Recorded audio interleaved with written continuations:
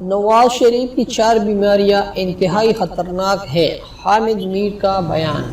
Senior صحافی حامد میر نے کہا کہ نواز شریف 9 سے 10 بیماریوں میں مبتلا ہے، جن میں سے 4 بیماریاں انتہائی خطرناک ہیں۔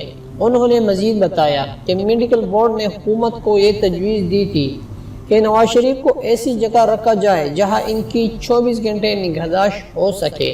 خبر بات میں گفتگو کرتے ہوئے حامد میر نے کہا کہ بلاول بھٹو کی نواز شریف سے ملاقات کے بعد حکومت کے رویے میں مثبت تبدیلی نظر آئی ہے۔ وزیر اطلاعات نے کہا کہ حکومت نواز شریف کا بہترین علاج کرائے گی۔